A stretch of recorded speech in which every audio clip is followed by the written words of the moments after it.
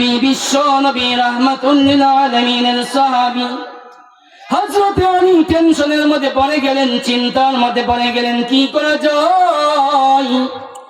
আমি কি ভিক্ষুককে ফিরিয়ে দিব নাকি আমি দান করব? আমার ভাইয়েরা হযরত আলী চিন্তা করতে লাগলেন, না না না, কোন অবস্থাতেই ভিক্ষুককে ফিরিয়ে দেওয়া যায় না। কারণ হলো আমি যে নবীর সাহাবী, ওই নবী কোনদিন কোন ভিক্ষুককে ফিরিয়ে দেন নাই। আমার ভাইয়েরা আমার নবীর কাছে থাকলেও দিয়েছেন, না থাকলেও আল্লাহর নবী ব্যবস্থা করে হলেও দিয়েছেন। সেই নবীর সাহাবী হইয়া আমি কিভাবে ফিরিয়ে দেই? না না না, ফিরিয়ে দেওয়া যায় না। আমার ভাইয়েরা হযরত আলী চিন্তা করতে লাগলেন, আমি 3 ভাগের 1 ভাগ দিব না 2 ভাগ দিব, নাকি আমি সম্পূর্ণ দান করব? আমার ভাইয়েরা হযরত আলী চিন্তা করতে লাগলেন, আমি যদিও সহ্য করতে পারবো সবগুলো যদি দান করি, আমি যদিও সহ্য করতে পারবো, আমার স্ত্রী ফাতেমা সহ্য করতে পারলেও আমাদের 2টা সন্তান হাসান হুসাইন তারা তো সহ্য করতে পারবে না, ঠিক কিনা? আমার ভাইয়েরা হযরত আলী চিন্তা করতে লাগলেন, কি করা যায়? এমন অবস্থা হযরত আলীর চোখের সামনে আল্লাহর কালামের আয়াতে কালেমা ভেসে উঠেছে। কোন আয়াতে কালেমা? মাউজা বিল হাসানা ফালাহু আশরু আমসালিহা। এই আয়াতের মধ্যে আল্লাহ পাক রব্বুল আলামিন ঘোষণা করেছেন, আমার যে সমস্ত বান্দা-বান্দীরা, আমার যে সমস্ত বান্দা-বান্দীরা একটি নেকি আমল করবে, একটি নেকি আমল করবে, আমি আল্লাহ পাক তাদেরকে এর বিনিময়ে প্রায় 10 গুণ প্রতিদান দান করব। আমার ভাইয়েরা যেই মুহূর্তে এই আয়াতে কালেমা মনে হয়ে গেছে, হযরত আলী আর কিছু ভাবলেন না, কোনো টেনশন করলেন না, কোনো চিন্তা করলেন না। আল্লাহ পাকের উপর তাওয়াক্কুল করে বর্ষা করে হাতের 6 টাকা সম্পূর্ণ ভিক্ষুককে আল্লাহর ওয়াসিলায় দান করে দিয়েছে। সুবহানাল্লাহ। জামিয়া মুহাম্মাদিয়া সিলেট মাদ্রাসা ও ইতিমখানার উদ্যোগে আয়োজিত 4th বার্ষিক ইসলামী মহাসম্মেলনের বর্তমান অধিবেশনের শ্রদ্ধাভাজন সভাপতি সাহেব মোহতারাম হযরতে উলামায়ে কেরাম, সমবেত মুরব্বিয়ান ও মুসল্লিন আযম, সমবয়স্ক আমার দিন দরদি ইসলাম দরদি প্রাণপ্রিয় আশিক রাসূল ভাইরা, পর্দার অন্তরালে অবস্থানরত আমার অত্যন্ত শ্রদ্ধেয় সম্মানিতা মা ও বোনেরা, মহান মনিব মহান আল্লাহ পাক রব্বুল আলামিনের আলিশানে দরবারে লাখ কোটি শুকরিয়া আদায় করি যে মহান মনিব, যে মহান আল্লাহ পাক রব্বুল আলামিন আমাদের সকলকে আজকের এই মহতি বরকতি মাহফিলে আসার বসার, কোরআন হাদিস আলোচনা করার এবং শোনার তৌফিক দান করেছেন। মহব্বতি বলিষ্ঠ আওয়াজে সে মহান মনিবের দরবারে আমরা সকলে শুকরগুজার হচ্ছি, আলহামদুলিল্লাহ। এতগুলা মানুষ, আওয়াজে বোঝা গেল যে প্যান্ডেল একদম খালি। আমার ভাইয়েরা, এই জন্য কোরআন হাদিসের মাহফিলে আসার পরে মাঝে মধ্যে যদি সুবহানাল্লাহ বলতে হয়, আলহামদুলিল্লাহ বলতে হয়, ঠিক বেঠিক বলতে হয়, যদি মাঝে মধ্যে জবাব দিতে হয়, রাজি আছি তো ইনশাআল্লাহ?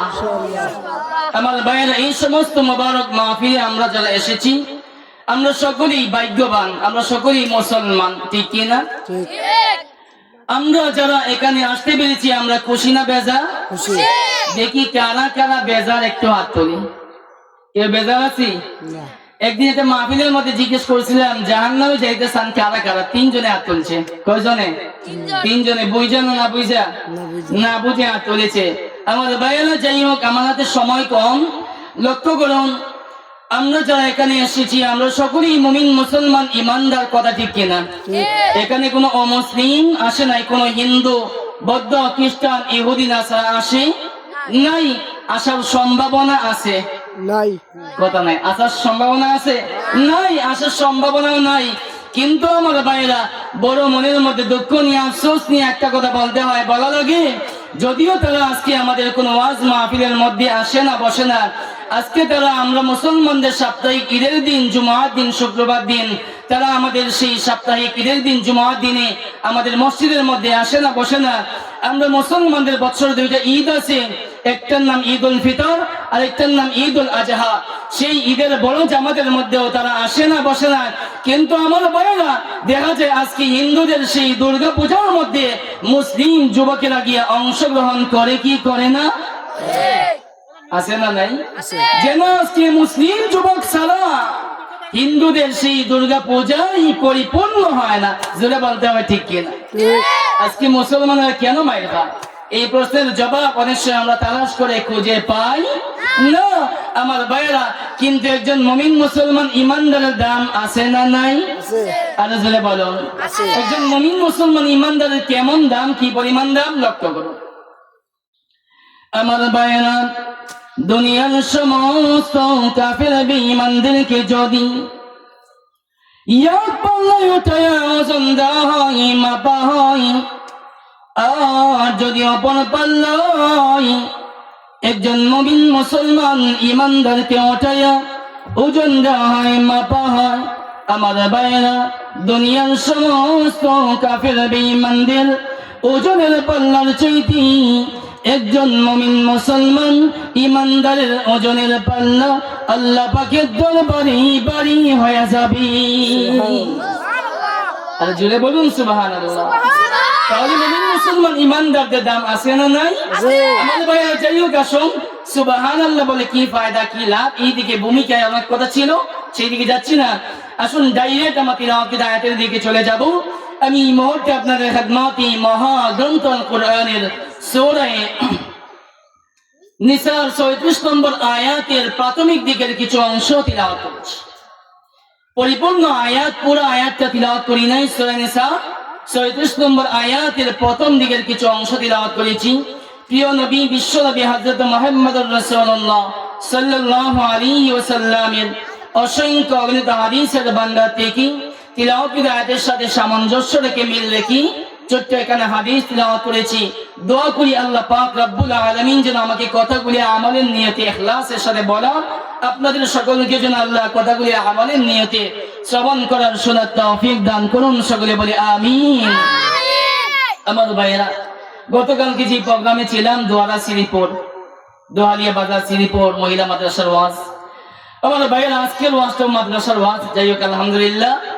তো ওই জায়গার মধ্যে কালকের মাইকটা ছিল বড় সাংঘাতিক, শ্বাসটানা মাইক, খুব কষ্ট হয়েছিল। আজকের এই মাইকটা বড় আরাম লাগতেছে, মনে হচ্ছে যে যদি 2 ঘন্টাও কথা বলি কোনো কষ্ট হবে না, শুধু ভালোই লাগবে। আলহামদুলিল্লাহ জেনে পারেন।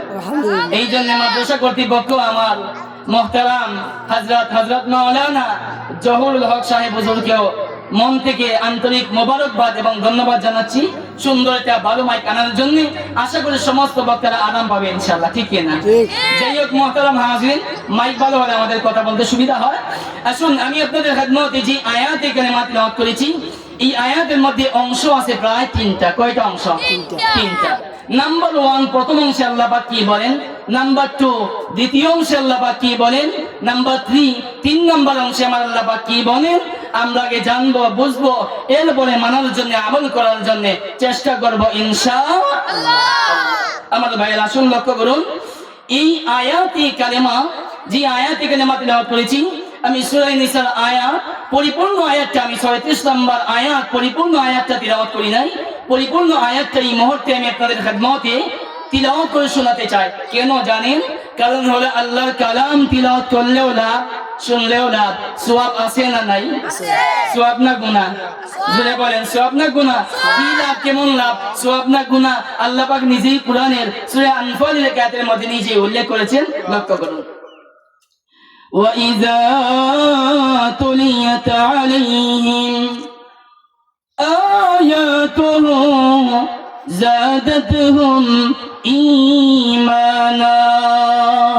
আল্লাহ রাব্বুল আলামিন বলেন, মুমিন মুসলমান ইমানদারের সামনে যখন আল্লাহর কালাম মহাগ্রন্থ কোরআনের তিলাওয়াত করা হয়, যাদাতহুম ঈমানা, তখন তাদের ঈমান বাড়তে থাকে। সুবহানাল্লাহ। কথাটা কার? আল্লাহর নামটা বলতে কি আমি জোরে বলুন না, কথাটা কার? আল্লাহ। আল্লাহ, কথাটা আল্লাহ। আমাদের ভাইরা, তাহলে তিলাওয়াত আয়াতটা শুনেন। আল্লাহ পাক রব্বুল আলামিন বলেন, وَاعْبُدُوا اللَّهَ وَلَا تُشْرِكُوا بِهِ شَيْئًا وَبِالْوَالِدَيْنِ إِحْسَانًا وَبِذِي الْقُرْبَى وَالْيَتَامَى وَالْمَسَاكِينِ وَالْجَارِ ذِي الْقُرْبَى والجار ذي القربى والجار الجنب والصاحب بالجنب وابن السبيل وما ملكت أيمانكم إن الله لا يحب من كان مختالا فخورا الله أكبر ভালো লাগছে না খারাপ লাগছে? একমাত্র মুনাফিক বেঈমান যে আছে তার ভালো লাগতে পারে না। মুমিন মুসলমান ইমানদার যে আছে তার অবশ্যই ভালো লাগবে, ভালো লাগতে হবে। যদি ভালো না লাগে বুঝতে হবে নিঃসন্দেহে তার ভিতরে মুনাফিকি আছে। জুড়ে জুড়ে ঠিক কিনা? আল্লাহ ওই তুমি একজন মুমিন মুসলমান ইমানদার, তোমার কোরআন কেন ভালো লাগবে না? ঠিক কিনা আমার ভাইয়েরা? আজকে দেখা যায় এমন কিছু এলাকা আছে, আপনাদের এলাকার কথা বলতেছি না, রাগ করবেন না, এমন কিছু এলাকা আজকে দেখা যায় যে কোরআনের মাহফিল করা হবে, তাফসীর মাহফিল করা হবে, দেখা যায় মুরব্বির পিছনে হাঁটতে হাঁটতে জীবন শেষ, কারবার শেষ, পারমিশন দেয় না। আছে না নাই? কথা বলেন, আছে না নাই আমার ভাইয়েরা? কিন্তু যদি গানের আয়োজন করা হয় তাহলে দেখা যায় মুরব্বি বড় খুশি। আছে না নাই? ইল্লা মাশাআল্লাহ। যদি যাত্রা গানের আয়োজন করা হয় তাহলে মুরব্বি আরো বড় খুশি। ঠিক কি না আমার ভাইয়েরা? এইরকম কেন? এর থেকে আরো 10 গুণ বড়ও যদি, জি ইনশাআল্লাহ, জি ইনশাআল্লাহ আমার ভাইয়েরা। যাই হোক, দেখুন, লক্ষ্য করুন, খেয়াল করুন। এখন দেখা যায় যদি যাত্রা গানের আয়োজন যদি করা হয় তাহলে মুরব্বী বড় খুশি। আছে না নাই আমাদের ভাইয়েরা? এইরকম যদি 10 গুণ বড় প্যান্ডেল যদি করা হয়, মানুষকে জায়গা দিয়ে কিন্তু আপনারা কোল কিনার পাবেন না। যে বলেন ঠিক কিনা? যদি আমার ভাইয়েরা সামনে আসার জন্য গানের মজা তো আলাদা, সুন্দর লাগে, ভালো লাগে। যদি ঠেলাইয়া ডাক্তার যদি চেষ্টা করে সামনে আসার জন্য, আরেকজন বিরক্ত হয়ে রাগ কইরা বালতি দিয়ে যদি মাথার মধ্যে পানি ডালে, কাপড় চোপড় পাল্টাইয়া বদলাইয়া আবার এসে দাঁড়াইব আর কইব কি কামটা করলি, গানের সব মজাতেই শেষ করে দিলি। যে বলেন ঠিক কিনা? এই হলো আজকে আমাদের সমাজের অবস্থা আমাদের ভাইয়েরা। যাই হোক, আসুন তাহলে আল্লাহ পাক রব্বুল আলামিন বলেন, ওয়া বুদুল্লাহ, হে আমার বান্দা বান্দীরা, তোমরা আমি আল্লাহ পাকের ইবাদত করো। জুড়ে জুড়ে সুবহানাল্লাহ। আপনাদের জানা মতো আল্লাহর ইবাদত করলে লাভ আছে না নাই? নাম্বার 2, 2 নম্বর অংশ আল্লাহ বলেন, ওয়ালা তুশরিকু বিহি শাইআ। এই ইবাদতের মধ্যে আমি আল্লাহ পাকের সাথে অন্য কাউকে শরীক করো না, শরীক করিও না, শরীক করা যাবে না। নাম্বার 3 নম্বর অংশ আল্লাহ বলেন, ওয়াবিল ওয়ালিদাইনি ইহসানা, এবং তোমরা মা বাবার সাথে, মাতা পিতার সাথে, আব্বা আম্মার সাথে ভালো ব্যবহার করো, সুন্দর ব্যবহার করো। জুড়ে জুড়ে সুবহানাল্লাহ। নাম্বার 1, 1 নম্বর, ওয়াবুদুল্লাহ, হে আমার বান্দা বান্দীরা, তোমরা আমি আল্লাহ পাকের ইবাদত করো। আবার জানতে চাই, আপনাদের জানা মতো আল্লাহ পাকের ইবাদত করলে লাভ আছে না নাই? কি পরিমাণ লাভ, কেমন লাভ লক্ষ্য করুন। আল্লাহ পাক কোরআনের এক আয়াতের মধ্যে নিজেই উল্লেখ করেছে, মান জাআ বিল হাসানা ফালাহু আশরু আমসালিহা। আল্লাহ পাক রব্বুল আলামিন বলেন, আমার যে সমস্ত বান্দা বান্দীরা, আমার যে সমস্ত বান্দা বান্দীরা আমি আল্লাহ পাকের ইবাদত করবে, আমার যে সমস্ত বান্দা বান্দীরা একটি নেক আমল করবে, একটি নেক আমল করবে, আমি আল্লাহ পাক তাদেরকে এর বিনিময়ে প্রায় 10 গুণ প্রতিদান দান করব। কয় গুণ? 10 গুণ। আমার ভাইরা, আল্লাহ পাক রব্বুল আলামিন বলছেন একের বিনিময়ে আমি দিব কয় গুণ? 10 গুণ। আমার ভাইরা, আল্লাহ পাকের এই কথা সত্য না মিথ্যা? আল্লাহ বলেন সত্য না মিথ্যা? আল্লাহ পাকের কথা কোনোদিন মিথ্যা হতে পারে না। আমার ভাইরা, তামাম দুনিয়া মিথ্যা হয়ে যাইতে পারে, কিন্তু আমার আল্লাহ পাকের কথা কোনোদিন মিথ্যা হতে পারে না। কেমনে বুঝায়, কিভাবে বুঝায় আমার ভাইরা? আল্লাহর নবী, বিশ্ব নবী রাহমাতুল্লিল আলামিনের একজন সাহাবী, যে সাহাবীর নাম ছিল হযরতে আলী রাদিয়াল্লাহু আনহু। হযরতে আলী রাদিয়াল্লাহু আনহু নাম শুনছেন না? হযরতে আলী রাদিয়াল্লাহু আনহু কি সাধারণ কোনো মানুষ ছিলেন? আমার আপনার মতো ছিলেন না। কত সম্মানী, কত ইজ্জতি, কত দামি ছিলেন লক্ষ্য করুন। আল্লাহর নবী, বিশ্ব নবী রাহমাতুল্লিল আলামিনের সাহাবী হযরতে আলী সাধারণ কোনো মানুষ ছিলেন না। হযরতে আলী রাদিয়াল্লাহু আনহু আমার আপনার নবী, বিশ্ব নবী রাহমাতুল্লিল আলামিনের আপন চাচাতো ভাই ছিলেন হযরতে আলী। আমার ভাইয়েরা শুধু তাই নয়, হযরতে আলী রাদিয়াল্লাহু আনহু অপর দিক থেকে ছিলেন বিশ্ব নবী রাহমাতুল লিল আলামিনের আপন জামাতা বা দামান হযরতে আলী। আমার ভাইয়েরা শুধু তাই নয়, হযরতে হাসান এবং হুসাইন রাদিয়াল্লাহু আনহুমার পিতা আব্বাজান হযরতে আলী ছিলেন, ঠিক কিনা? শুধু তাই নয় আমার ভাইয়েরা, এই দুনিয়ার মধ্যে থাকা অবস্থায় আল্লাহ পাক রব্বুল আলামিন যে 10 জন মানুষকে জান্নাতের সার্টিফিকেট দান করেছিলেন, ওই 10 জনের মধ্যে তাইকা একজন সাহাবী ছিলেন হযরতে আলী। সাধারণ কোন মানুষ ছিলেন, সেই আলীর বলে আমার ভাইয়েরা একদিন টাকা নাই, পয়সা নাই, খাদ্য নাই, খাবার নাই, কোনো কিছুই নাই। হযরতে আলী বড় টেনশনের মধ্যে পড়ে গেলেন। হযরতে ফাতেমা রাদিয়াল্লাহু আনহা, ওনার গায়ে ছিল একটা পুরাতন চাদর। নতুন না পুরান? কথা বলেন, পুরান না নতুন?